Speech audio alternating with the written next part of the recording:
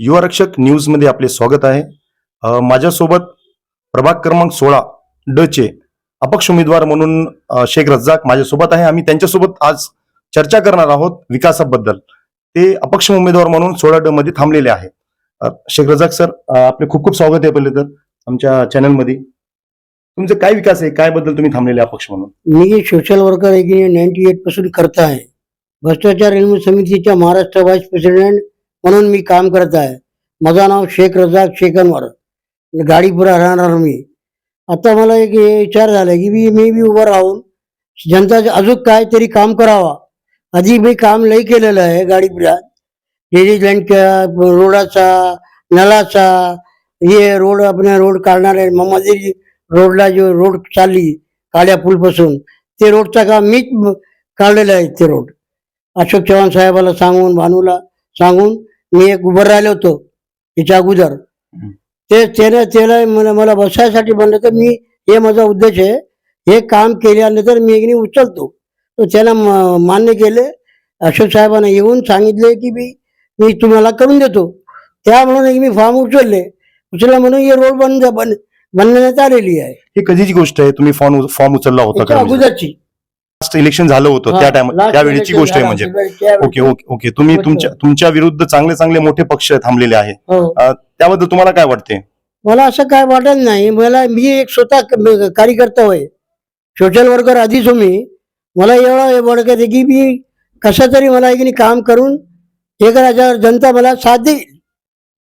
हे मला तुमचे विकासाचे मुद्दे काय असणार खरं म्हणजे? तर तुम्ही लोकांसमोर काय विकासाचे मुद्दे ठेवलेले आहेत? आता मी एक नाही, आता विकासामध्ये म्हणलं तर तुम्ही मी एक रोडचा, पाणीचा, लेडीजचा सगळं काम मी करणार आहे. लाईटचा जे काय असलं तर मी सगळं पब्लिक जनताचा काम करणार होय.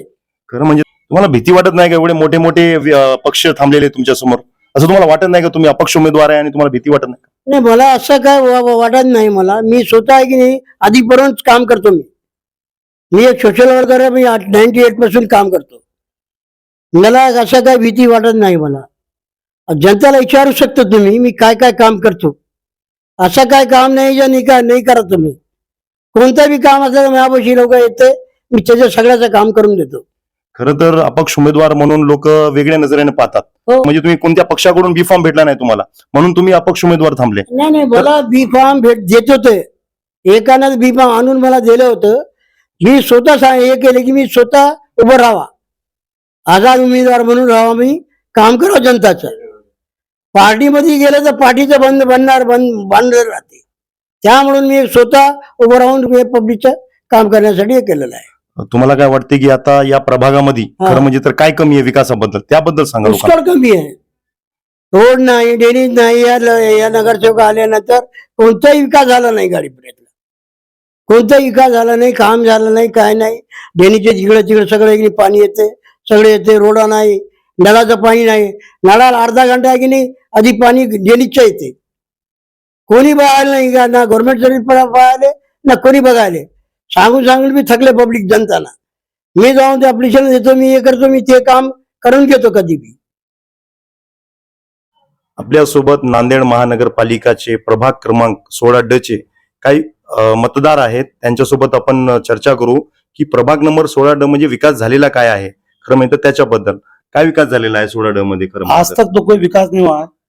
जो भी काम करना है हमारे रज़ाक भाई, आज जो भी जनता का जो काम था तो रज़ाक भाई पास आते, उनके पास आते, वो आकर बोलते कि ऐसा तकलीफ है, ये काम है, वो काम है, तो वो काम इनके पास आने के बाद वो काम हो जाता है. हमने हमारी आंखों देखे जो रोड का मोहम्मद रोड का काम जो था तो रज़ाक भाई ने खुद करे.